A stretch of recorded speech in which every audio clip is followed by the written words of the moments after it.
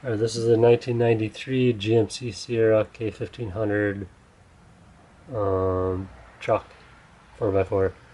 And I started it up the other day, or just yesterday, and got down the road, first stop sign, and it just died on me. I'm like, okay, what's going on? I cranked the key over, it wouldn't start, tried flooring, it wouldn't start. I'm like, okay, I don't, what's happening? So while I was under the hood trying to figure out what's going on, this older guy, Bill, stopped by, and he undid this and had me go inside, turn the key over, and then he looked to see if any fuel was coming in there, and he determined there's no fuel. So he's like, all right, you got no fuel. So then we took this off, and it says right on fuel pump fuse, fuel pump relay. And so here's the fuse. We checked that. It's fine. The relay, you have to kind of squeeze this gray thing together, pull that out, pull this down, and then pop it out to take the connection off. And he did some testing with a multimeter with the battery and that, but we didn't accomplish anything with that. But then I found a YouTube video that the guy found out that one of these butt connectors is bad. And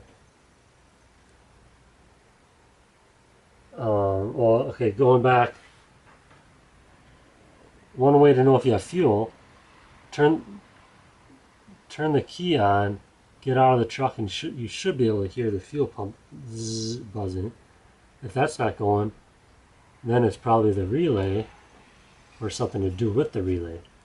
And so like the guy on YouTube, what he found out is one of these butt connectors, so specifically this gray one on the center terminal, this gray fusible link going to this orange wire. This orange wire actually dips back into this wire bundle, comes back up to the bottom of this relay, and there's like 4 orange wires down there.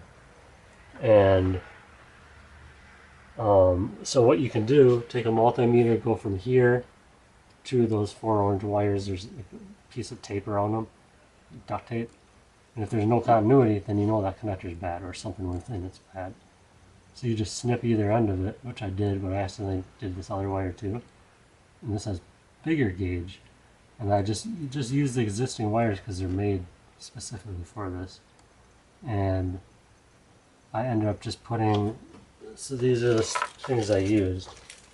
I used uninsulated butt connectors I got on eBay, marine heat shrink from Harbor Freight,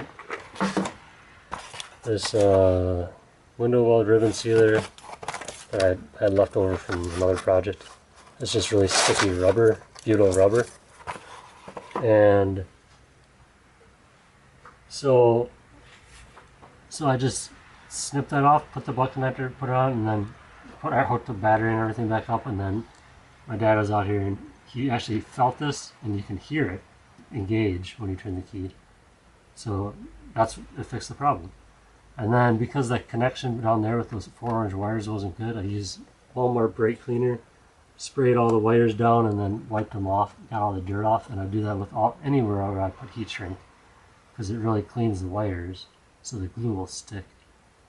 And this other, the one orange to the red, I split that one open as well, and that was still fine. So for whatever reason, this one was just corroded in the middle so bad that there's no connection anymore. So then all these other ones, since they're really a lot bigger wires, I figured they'd be all right. Although they did have green stuff dripping, corrosion stuff dripping a little bit. So I took that butyl rubber, wrapped little pieces around there, squished it on there so no air or water can get into them. And then I did the same. I split open some heat shrink and then wrapped it around those 4 orange wires, and then put different, like wrapped around this side, wrapped around this side, and then melted it all together. Put a zip tie up top to hold all 3 on the one side together, and then took some of that butyl rubber, squished on the top, squished on the bottom, where the wire meets up with the heat shrink, and then wrapped in electrical tape, and then put all of it back in this bundle and wrap the tape back how it was. And that's it. It fixed it. And I don't know if I mentioned, but the guy, Bill said you could put a piece of paper if you're alone and stick it in there.